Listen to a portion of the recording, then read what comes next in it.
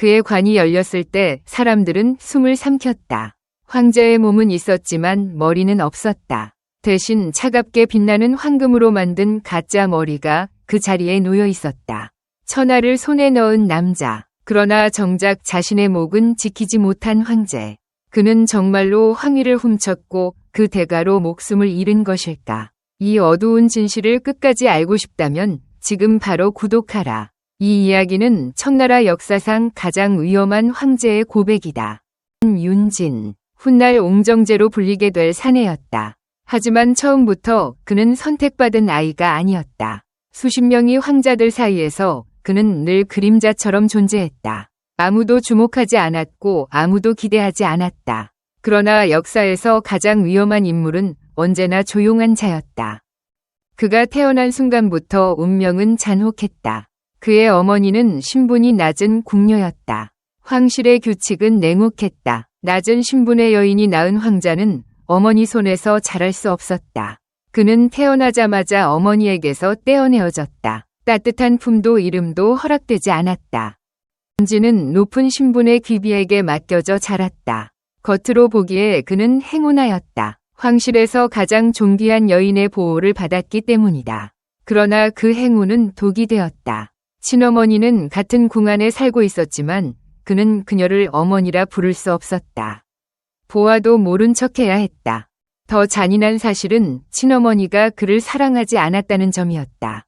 그녀는 나중에 직접 키운 막내 아들에게 모든 애정을 쏟았다. 윤진은 본능적으로 느꼈다. 나는 선택받지 못한 아이구나. 이 상처는 말없이 그의 안에서 자라났다. 그는 울지 않았다. 대신 관찰했다. 표정을 숨기고 말을 아꼈다. 누구의 말이 위험한지, 누구의 침묵이 더 무서운지 배웠다. 살아남기 위해 감정을 지우는 법을 익혔다. 그때부터 그는 이미 황제가 될 준비를 하고 있었는지도 모른다. 아버지 강희제는 자비로운 아버지가 아니었다. 황자들은 새벽부터 밤까지 공부와 훈련에 시달렸다. 잠은 사치였다. 실수는 처벌로 이어졌다. 이 지옥 같은 교육 속에서 윤진은 천재는 아니었지만 집요했다. 한번 외운 것은 절대 잊지 않았다. 점점점 그는 앞서 나가지 않았다. 그러나 결코 뒤처지지도 않았다. 항상 중간에 머물렀다. 눈에 띄지 않게 그러나 안전하게. 스승들은 그를 이렇게 평가했다. 얼굴에 기쁨과 분노가 드러나지 않는다. 속을 알 수 없는 아이. 강희제의 시선은 늘 다른 아들들에게 향해 있었다. 황태자와 무예가 뛰어난 황자들. 그들 사이에서 윤진은 존재감이 없었다. 하지만 그는 알고 있었다. 태양 아래에서 가장 위험한 존재는 그림자라는 것을. 시간이 흘러 제국의 균열이 생기기 시작했다. 황태자가 흔들렸고 형제들은 서로를 의심하기 시작했다. 모두가 권력을 향해 달려갈 때 윤진은 한 걸음 물러섰다. 그는 싸우지 않았다. 그는 기다렸다. 이 침묵이 훗날 피로 물들게 되리라는 사실을 아무도 알지 못한 채. 황태자의 권위가 흔들리자 궁궐의 공기는 완전히 달라졌다. 어제까지 웃으며 인사하던 형제들이 오늘은 서로의 등을 노렸다. 조정대신들 역시 움직이기 시작했다. 어느 황자가 다음 황제가 될지 저울질하며 은밀히 줄을 섰다. 침묵은 사라지고 야망의 속삭임이 밤마다 궁궐을 떠돌았다. 먼저 나를 드러낸 이는 장자였다. 그는 태어날 때부터 황제가 될 권리가 자신에게 있다고 믿었다. 그 다음은 인망이 두터운 황자였다. 그는 사람들을 끌어모으는 데 능했고 조정대신들의 지지를 받았다. 모두가 싸움에 뛰어들었다. 단 한 사람만 빼고. 정진은 움직이지 않았다. 오히려 황태자의 편에 섰다. 다른 형제들이 황태자를 공격할 때 그는 나서서 변호했다. 사람들은 그를 어리석다고 비웃었다. 이미 기울어진 배에 왜 올라타느냐고 수군댔다. 그러나 윤진은 알고 있었다. 황태자를 공격하는 것은 곧 황제를 공격하는 것이라는 사실을. 그의 행동은 계산된 연기였다. 나는 권력에 관심이 없다. 나는 형제의 화합과 효도를 중시한다. 그는 이런 가면을 썼다. 겉으로는 불경을 읽고 조용히 지냈다. 하지만 그 조용함 속에서 그는 모든 움직임을 기록하고 있었다. 누가 누구와 만나는지, 누가 어떤 말을 하는지. 윤진은 붕당을 만들지 않았다. 아니, 만들지 않는 척했다. 강희제가 가장 혐오하는 것이 바로 파벌이라는 사실을 그는 정확히 알고 있었다. 모두가 세력을 키울 때 그는 홀로 남았다. 고독한 전략이었다. 그러나 그 고독은 황제의 신뢰로 이어지고 있었다. 내 폭풍이 터졌다. 사냥을 나섰던 강희제는 황태자를 폐위한다고 선언했다. 수십 년간 유지되던 질서가 무너지는 순간이었다. 환궁은 얼어붙었다. 누구도 다음 수를 예측하지 못했다. 황제는 깊은 슬픔에 잠겼고 국정은 흔들렸다. 이때 가장 먼저 달려든 자는 권력을 갈망하던 형제였다. 그는 황태자를 죽이겠다고 외쳤다. 그 말은 즉시 재앙이 되었다. 강희제는 경로했고 그는 하루아침에 버려졌다. 야망을 드러낸 순간 스스로 무덤을 판 셈이었다. 점점 황자도 실수를 저질렀다. 점술과 예언을 이용해 자신이 황제가 될 운명이라는 소문을 퍼뜨렸다. 황제의 귀에 그 소문이 들어갔을 때 이미 늦었다. 그는 교활하다는 낙인을 찍혔고 중심에서 밀려났다. 궁궐은 잔혹한 시험장이었다. 그 모든 혼란 속에서 윤지는 조용히 황제 곁에 섰다. 그는 권력을 요구하지 않았다. 대신 상처 입은 아버지를 위로했고 폐위된 황태자의 안위를 걱정하는 상소를 올렸다. 강희제는 생각했을 것이다. 모두가 내 자리를 노리는데 이 아이만은 다르다고. 이 순간 윤진의 전략은 처음으로 성공했다. 그는 효자이자 충신의 이미지를 독점했다. 그러나 이것은 끝이 아니었다. 오히려 진짜 싸움은 이제 시작이었다. 황태자의 자리는 비어 있었고 피로 물든 경쟁은 더욱 깊어질 준비를 하고 있었다. 황태자의 자리가 공석이 되자 궁궐은 보이지 않는 전쟁터가 되었다. 웃음은 가면이 되었고 인사는 탐색이 되었다. 형제들은 서로의 말 한마디 눈빛 하나를 해석하며 밤을 지새웠다. 이 싸움에는 규칙이 없었다. 살아남는 자만이 다음 황제가 될 수 있었다. 가장 강력한 경쟁자는 여전히 인망이 두터운 황자였다. 조정대신들의 대부분이 그를 지지하고 있었다. 사람들은 속으로 이미 다음 황제를 정해놓은 듯했다. 그러나 윤지는 그 흐름을 보며 오히려 더 깊이 숨을 죽였다. 군중의 선택은 언제나 위험하다는 것을 그는 알고 있었다. 그리고 또 한 명이 위협이 있었다. 바로 같은 어머니에게서 태어난 친동생이었다. 그는 무예가 뛰어나고 화려했으며 사람들의 시선을 끄는 영웅형 인물이었다. 황제의 사랑 역시 그에게로 향하고 있었다. 피로 이어진 형제는 이제 가장 위험한 적이 되었다. 황제는 그 동생을 대장군으로 임명했다. 수만의 군대와 제국의 명예를 함께 맡겼다. 모두가 확신했다. 전장에서 공을 세우고 돌아오면 황위는 그의 것이 될 것이라고. 궁궐에는 더 이상 숨길 수 없는 기대가 떠돌았다. 점점 베이징에 남은 윤지는 조용히 그 소식을 들었다. 친어머니마저도 작은 아들의 귀환만을 기다리고 있었다. 그에게 남은 것은 침묵뿐이었다. 그러나 그는 무너지지 않았다. 그는 황제가 무엇을 해야 하는지 누구보다 정확히 알고 있었다. 전장에서 칼을 휘두르는 자는 영웅이 될 수 있다. 하지만 제국을 지배하는 자는 장부와 인맥을 쥐어야 한다. 윤지는 그 사실을 알고 있었다. 동생이 전장에서 이름을 높일 때 그는 윤지는 스스로를 한가한 사람으로 꾸몄다. 권력에 관심 없는 한양처럼 행동했다. 불교 승려와 도사를 불러 철학을 논했고 술과 그림에 빠진 인물처럼 보였다. 그는 일부러 웃음을 흘리고 일부러 느리게 움직였다. 그는 자신을 모델로 한 그림을 그리게 했다. 사냥꾼으로 낚시꾼으로 유유자적한 모습. 그 그림들은 황제에게 보내는 메시지였다. 나는 위협이 아니다. 나는 황제가 될 생각이 없다. 이것은 가장 교묘한 거짓말이었다. 그러나 밤이 되면 윤지는 다른 얼굴을 드러냈다. 그는 조용히 사람을 묶고 길을 막고 정보를 흘렸다. 군량과 인사와 문을 지키는 자들. 보이지 않는 줄이 하나둘 그의 손에 모여들고 있었다. 그가 기다리던 순간은 서서히 다가오고 있었다. 황제의 몸은 늙어가고 있었고 제국은 다음 주인을 요구하고 있었다. 모두가 전장을 바라볼 때 윤지는 궁궐의 문을 바라보고 있었다. 그 문이 닫히는 순간 세상의 주인이 바뀔 것을 그는 알고 있었다. 세월은 황제를 기다려주지 않았다. 강희제의 몸은 점점 쇠약해졌고 병색은 숨길 수 없을 만큼 짙어졌다. 그러나 그는 끝까지 후계자의 이름을 밝히지 않았다. 침묵은 궁궐을 더욱 불안하게 만들었다. 모두가 알았다. 황제가 숨을 거두는 순간 피바람이 불 것이라는 사실을. 황제의 병상 주변에는 늘 사람들이 있었다. 간호를 핑계로 머무르는 자도 있었고 정보를 얻기 위해 접근하는 자도 있었다. 윤진 역시 그 곁을 지켰다. 그는 효자였다. 적어도 겉으로는 그랬다. 황제는 점점 그를 편안하게 느끼기 시작했다. 반면 전장에 나가 있던 동생은 멀리 떨어져 있었다. 수천 리 밖에서 군대를 지휘하며 돌아올 날을 기다리고 있었다. 그 거리야말로 윤진에게 가장 큰 기회였다. 황제의 마지막 순간에 가까이 있는 자만이 역사를 쓸 수 있었다. 운명의 날이 다가왔다. 황제는 급히 몇 명의 황자와 대신을 불러들였다. 방 안에는 숨소리마저 무거웠다. 모두가 긴장 속에서 황제의 입을 바라보았다. 그러나 그 자리에 한 사람은 없었다. 가장 유력한 후보였던 동생은 아직 전선에 있었다. 황제의 숨이 가빠졌다. 마지막 힘을 모아 그는 후계자의 이름을 남겼다. 그 이름이 누구였는지는 방 안에 있던 자들만 알고 있었다. 그리고 황제가 숨을 거두자마자 문은 닫혔다. 밖에서는 아무것도 알 수 없었다. 잠시 후 조정에 선포된 이름은 모두를 얼어붙게 했다.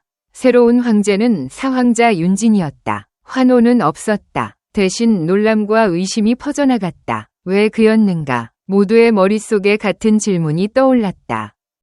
그날 밤 윤진은 울 시간이 없었다. 그는 즉시 명령을 내렸다. 궁궐의 모든 문을 닫고 군대를 배치하라. 이것은 슬픔의 밤이 아니라 작전의 밤이었다. 권력은 눈물을 기다려주지 않았다. 바로 그 순간 소문이 태어났다. 황제의 유언이 조작되었다는 이야기였다. 원래 이름은 다른 황자였고 글자 하나가 바뀌었다는 주장. 사람들은 그 이야기를 믿고 싶어 했다. 그만큼 윤진의 즉위는 납득하기 어려웠기 때문이다. 그러나 문서의 구조를 아는 자들은 고개를 저었다. 유언은 한 가지 언어로만 쓰이지 않았다. 바꿀 수 없는 형식이 있었다. 하지만 진실은 중요하지 않았다. 위심은 이미 살아 움직이고 있었다. 이 소문은 윤진의 평생을 따라다니는 그림자가 되었다. 그는 황제가 되었지만 황제로 인정받지 못했다. 형제들의 눈에는 그가 찬탈자였고 신하들의 마음에는 두려움이 자리 잡았다. 이때부터 그의 통치는 고독으로 시작되었다. 황제가 된 윤진 앞에 가장 먼저 남은 문제는 형제들이었다. 그 중에서도 가장 위험한 존재는 전장에서 돌아온 친동생이었다. 그는 형에게 무릎을 꿇지 않았다. 자신은 황제의 명으로 싸우고 있었고 찬탈자에게 예를 갖출 이유가 없다고 말했다. 그 말은 궁궐 전체를 얼어붙게 했다. 윤진은 즉시 동생을 처형할 수도 있었다. 그러나 그는 참았다. 즉위 초기에 피를 흘리면 모든 의심이 사실로 굳어질 것을 알고 있었기 때문이다. 대신 그는 차가운 명령을 내렸다. 선왕의 능을 지키라는 임무였다. 그 임무는 사실상 영원한 감금이었다. 동생이 사라지자 윤진의 시선은 다른 형제들에게 향했다. 여전히 살아있는 형제들은 그의 정통성을 부정하는 존재였다. 그들은 말하지 않아도 의협이 되었다. 황제에게 형제는 가족이 아니라 제거해야 할 가능성이었다.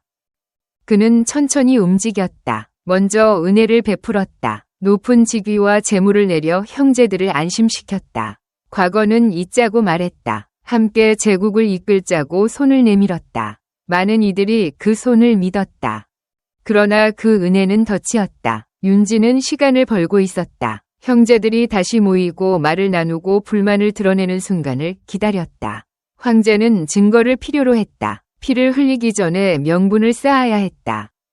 마침내 그는 움직였다. 형제들의 말과 행동이 하나둘 기록으로 모였다. 파당을 만들고 황제를 험담한 흔적들이 쌓였다. 윤진은 그것을 들고 조정에 섰다. 이제 자비는 끝났다고 선언했다. 형제들의 이름은 황실의 족보에서 지워졌다. 그들은 더 이상 황자가 아니었다. 인간으로서의 존엄도 함께 사라졌다. 높은 벽 안에 갇혀 세상과 단절되었다. 밖에서는 아무 소식도 들을 수 없었다.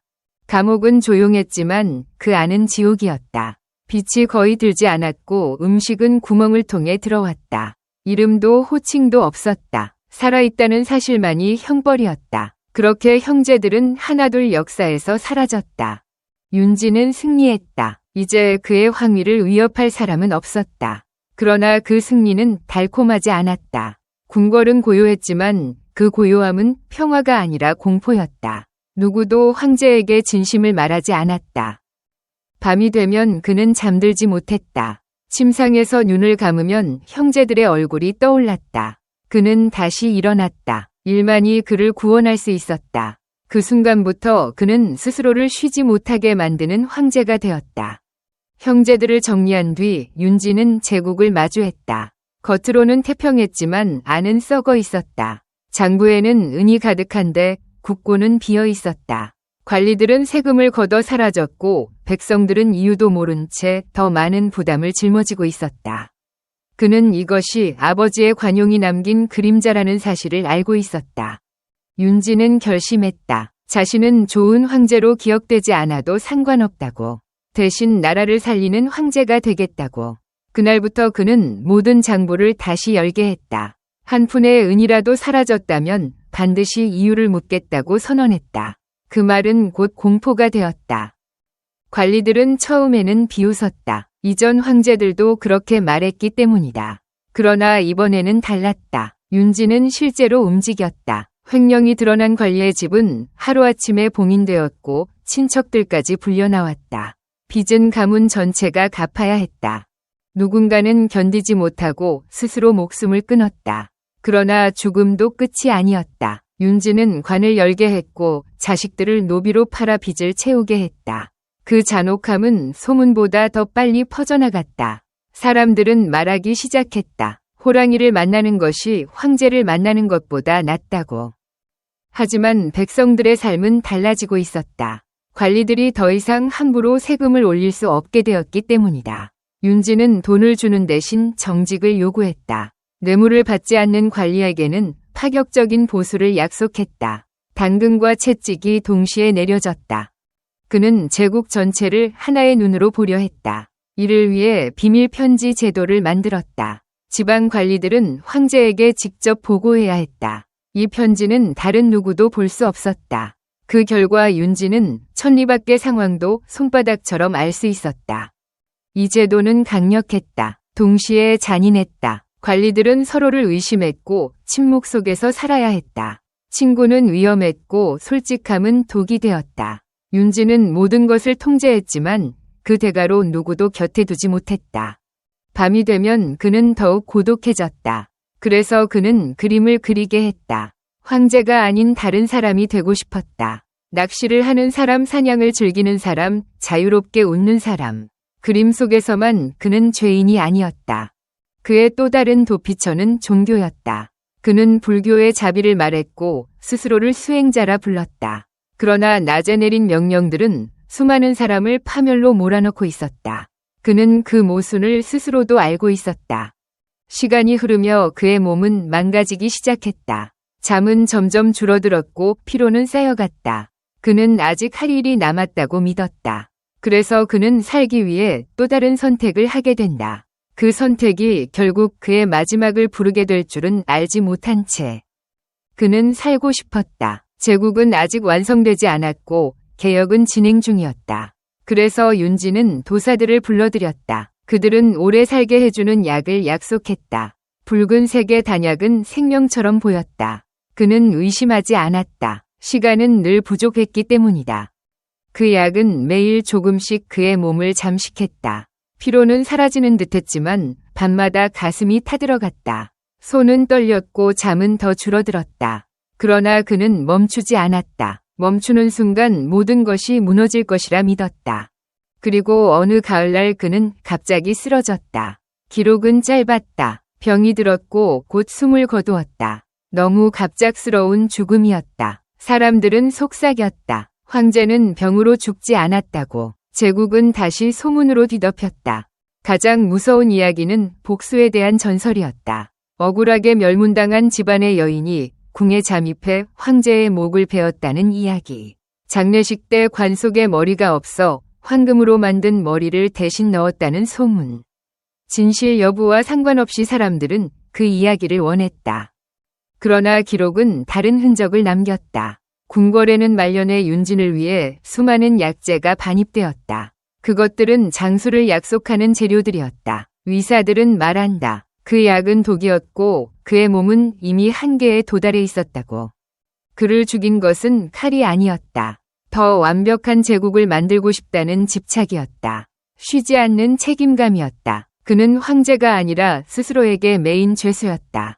그렇게 그는 조용히 사라졌다. 그러나 제국은 흔들리지 않았다. 그는 후계를 미리 준비해 두었다. 누구도 황태자가 누구인지 알지 못하게 한 비밀 제도였다. 상자가 열렸을 때 단 하나의 이름만이 적혀 있었다. 그의 아들이었다. 피 한 방울 흘리지 않고 새로운 황제가 즉위했다. 이것이 윤진이 남긴 마지막 설계였다. 그는 자신이 겪은 형제들의 전쟁을 다음 세대에는 남기지 않았다. 그 점에서 그는 잔인했지만 현명했다. 사람들은 그를 어떻게 기억해야 할까? 형제를 죽인 폭군일까 아니면 썩은 제국을 살린 개혁자일까? 아마 둘 다일 것이다. 그는 미움을 감수하며 일을 했고 사랑받기를 포기했다. 그는 말없이 서쪽의 능에 잠들어 있다. 끝내 아버지 곁에 묻히지 못한 황제. 이해받지 못했지만 모든 것을 계산했던 남자. 역사는 그를 판단하지만 그는 이미 답을 남겼다. 천하가 나를 욕해도 두렵지 않다. 후세가 내 마음을 알아주길 바랄 뿐이다.